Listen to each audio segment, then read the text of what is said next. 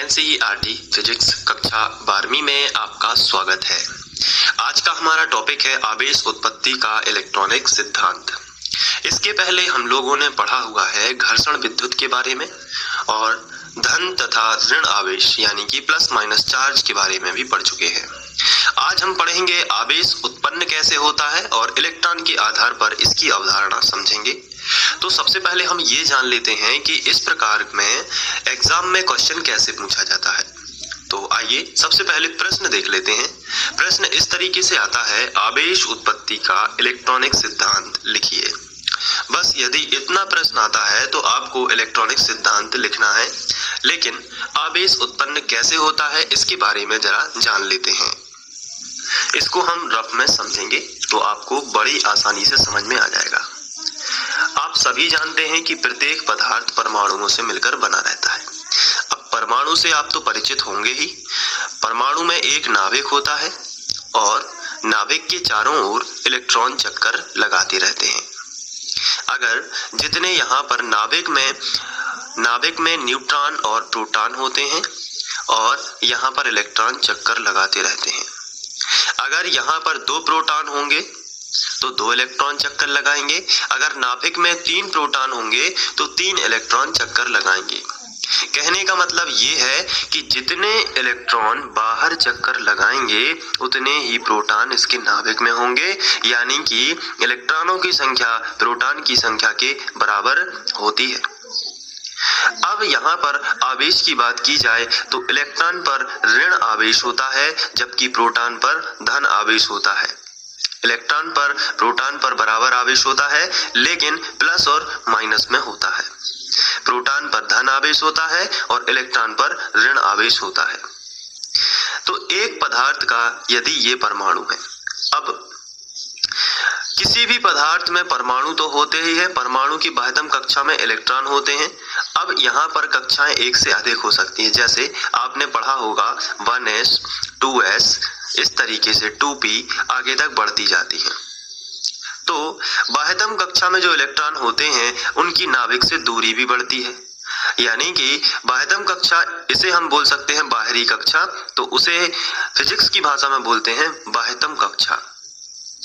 तो बाह्यतम कक्षा में जो इलेक्ट्रॉन होता है वो नाभिक से दूर होता है और नाभिक, यहाँ भी यदि कोई इलेक्ट्रॉन है तो ये नाभिक के पास है और ये वाला इलेक्ट्रॉन नाभिक से दूर है।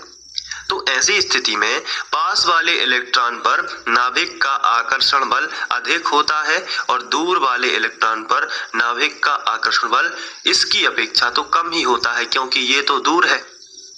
तो ऐसी स्थिति में जब नाभिक का आकर्षण बल कम होता है तो इसे हम बोलने लगते हैं मुक्त इलेक्ट्रॉन या इंग्लिश में फ्री इलेक्ट्रॉन। तो ये मुक्त इलेक्ट्रॉन का काम क्या है कि ये थोड़ी सी ऊर्जा यदि पा लेता है किसी बाहरी पदार्थ से, अगर रगड़ दिया जाए, जैसे घर्षण कराया जाए, तो घर्षण से आपको पता है कि उस चार्ज में, उस पदार्थ में अन्य पदार्थों को आकर्षित करने या प्रतिकर्षित करने का गुण होता है। तो वो क्यों होता है, आवेश क्यों उत्पन्न होता है? तो उसका मुख्य कारण ये है कि जब किसी दूसरे पदार्थ को इस पदार्थ से रगड़ा जाता है तो ये जो फ्री इलेक्ट्रॉन होता है ये बाहर निकल जाता है ऊष्मा पाकर, क्योंकि रगड़ से हीट उत्पन्न होती है, ऊष्मा उत्पन्न होती है और उस ऊष्मा से ये वाला इलेक्ट्रॉन बाहर निकल जाता है। जब ये बाहर निकलता है तो यहाँ से गायब हो जाता है और यहाँ पे आ जाता है, जिससे परमाणु 2 भागों में बट जाता है। पहला होता है इलेक्ट्रॉन पर कौन सा आवेश होता है, ऋण आवेश, इसलिए पहला होता है ऋण वाला भाग। और पूरा यहाँ पर यदि मान के चलिए 2 प्रोटॉन थे तो 2 ही इलेक्ट्रॉन होंगे, लेकिन एक इलेक्ट्रॉन तो निकल गया है। तो अब इलेक्ट्रॉन कितने बचे? इलेक्ट्रॉन तो एक ही रह गया, लेकिन प्रोटॉन कितने हैं? वापस से 2 के 2 प्रोटॉन ही है। तो कहने का मतलब ये है कि जब 2 प्रोटॉन ही है तो धन आवेश ज्यादा है इस वाले भाग में कि ऋण आवेश ज्यादा है।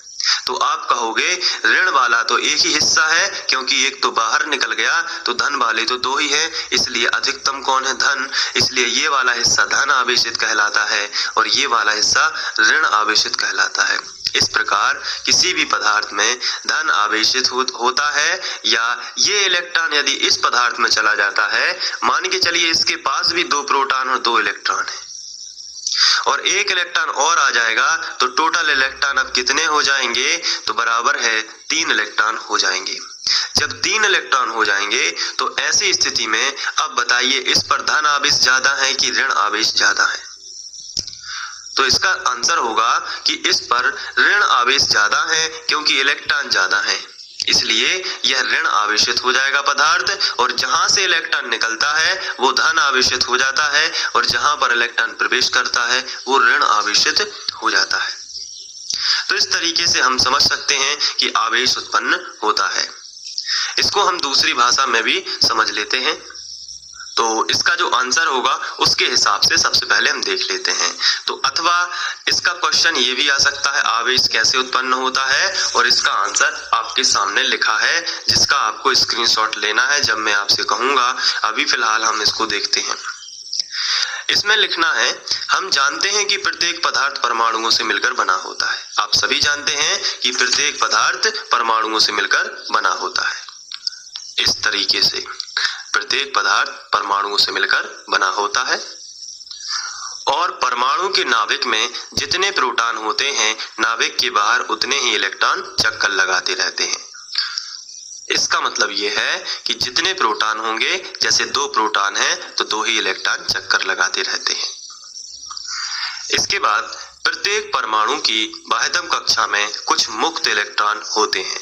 मुक्त इलेक्ट्रॉन के बारे में मैंने आपको बताया है, जैसे यहाँ पर 2 प्रोटॉन हैं इसलिए यहाँ पर 2 इलेक्ट्रॉन हैं, केवल समझने के लिए।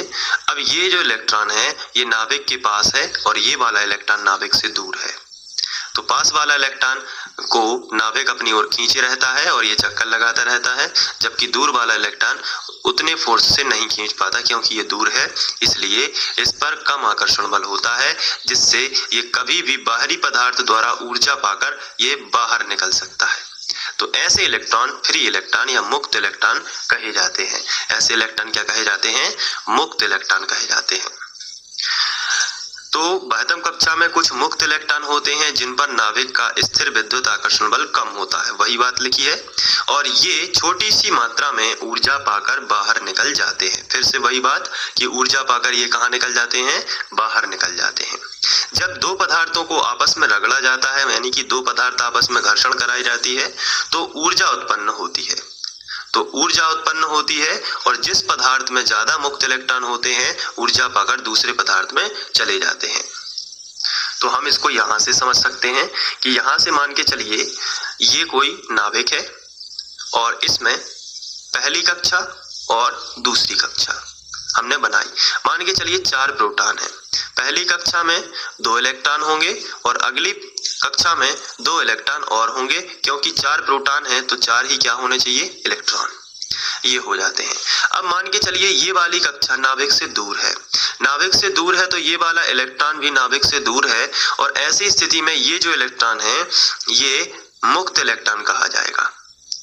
मुक्त इलेक्ट्रॉन है तो ये बाहरी पदार्थ से या बाहरी कोई चीज से थोड़ी सी भी ऊर्जा मिलेगी तो ये बाहर निकल जाएगा। तो जब 2 पदार्थों को आपस में रगड़ा जाता है तो क्या उत्पन्न होती है, ऊर्जा उत्पन्न होती है।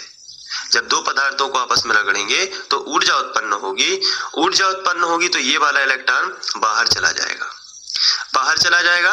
तो यहीं पे यही बात लिखी हुई है कि जब 2 पदार्थों को आपस में रगड़ा जाता है तो ऊर्जा उत्पन्न होती है और जिस पदार्थ में ज्यादा मुक्त इलेक्ट्रॉन होते हैं ऊर्जा पाकर दूसरे पदार्थ में चले जाते हैं। कहने का मतलब ये है कि मान के चलिए एक प्रकार का पदार्थ है जिसमें 2 मुक्त इलेक्ट्रॉन है, एक प्रकार का और पदार्थ है जिसमें तीसरी कक्षा में अगर बात करें, यहाँ पे 2 ही कक्षा थी, यहाँ तीसरी कक्षा में 1 इलेक्ट्रॉन है और यहाँ पर एक और इलेक्ट्रॉन है और यहाँ पर एक और इलेक्ट्रॉन है। तो तीसरी कक्षा में जो इलेक्ट्रॉन है वो कैसे हैं, वो ज्यादा दूर है नाभिक की, तो ज्यादा मुक्त कौन हुए, ये वाले इलेक्ट्रॉन इसके मुकाबले। तो फिर ये इसमें नहीं जाएंगे, ये वाले इलेक्ट्रॉन इसमें चले जाएंगे। जहां से इलेक्ट्रॉन निकलेंगे उस पे प्रोटॉन का वर्चस्व हो जाएगा, यानी प्रोटॉन का अधिकार ज्यादा हो जाएगा, क्योंकि इलेक्ट्रॉन निकलने से बाकी शेष इलेक्ट्रॉन तो होंगे अंदर की कक्षाओं में, लेकिन प्रोटॉनों की संख्या उनके मुकाबले ज्यादा होगी, क्योंकि प्रोटॉन कहीं नहीं गए हैं।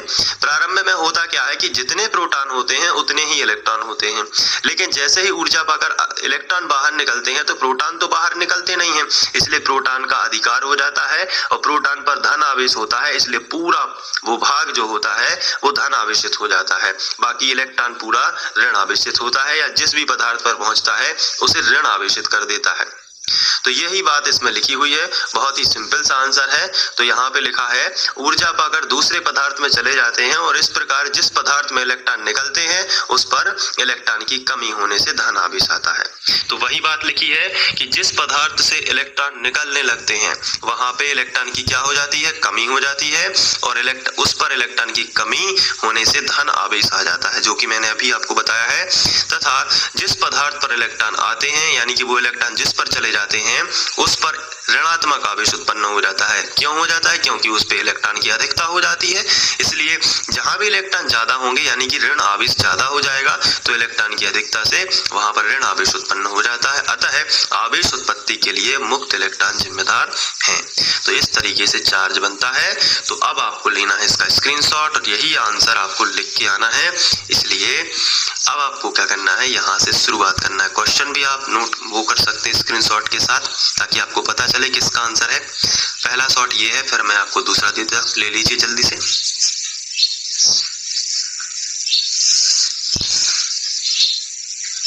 इसके बाद ये है,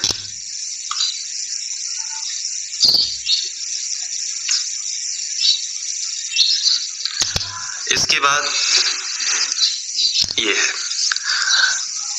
तो अब आप इसको नोट कर लीजिए, अच्छे से लिख लीजिए नोट्स में। और घर्षण विद्युत अभी हम पढ़ चुके हैं, और धन और ऋण आवेश जिन बच्चों ने नहीं देखे हैं तो वो चैनल की प्लेलिस्ट पर जाकर वहां से देख सकते हैं।